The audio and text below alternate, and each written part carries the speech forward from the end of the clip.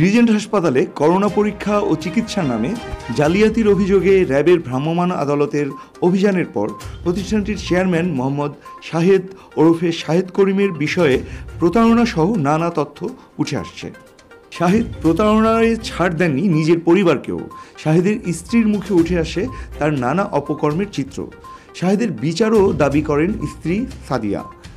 শাহেদের স্ত্রী সাদিয়া গণমাধ্যমকে জানান, শাহেদের প্রতারণা শুরু হয় 2008 সাল থেকে। পরিবারের লোকদের সাথেও প্রতারণা করত সে। এটা তার নেশায় পরিণত হয়েছে। এই প্রতারকের বিচারও চান তিনি। শাহেদের স্ত্রী সাদিয়া বলেন, কয়েকবার আমি তার কাছ থেকে চলেও গেছি। আমার পরিবারের কয়েকজনের সাথেও তার টাকা পয়সা নিয়ে গণ্ডগোল ছিল। ওনার জন্য আমার পরিবারের অন্যরাও সমস্যায় আছে। এদিকে বিএনপির মহাসচিব মির্জা ফখরুল ইসলাম আলমগীর বলেছেন, সরকারের মদদে রিজেন্টের মালিক সকল অপকর্ম করছে। কারণ টিভিতে দেখলাম হাসপাতালের মালিকের সরকারের বিভিন্ন গুরুত্বপূর্ণ ব্যক্তিদের সাথে ওঠা বসা। তাই তার এসব অপকর্মে সরকারের মদদ ছিল বলে তিনি জানান।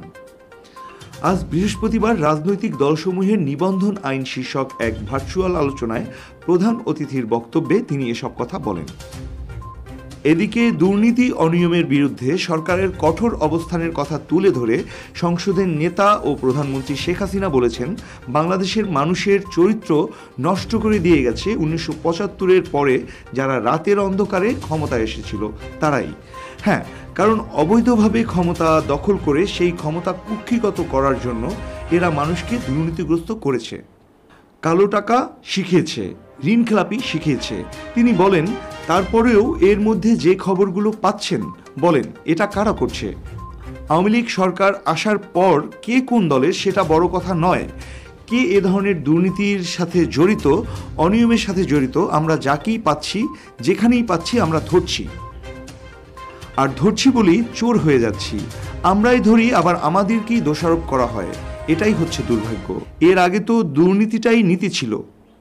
শুধু দর্শক, এই শাহেদের ব্যাপারে আপনারা কি ভাবছেন কমেন্ট করে জানাতে পারেন এবং পরবর্তী আপডেট পেতে চ্যানেলটি সাবস্ক্রাইব করেও রাখতে পারেন। আমাদের সাথে থাকার জন্য অনেক ধন্যবাদ।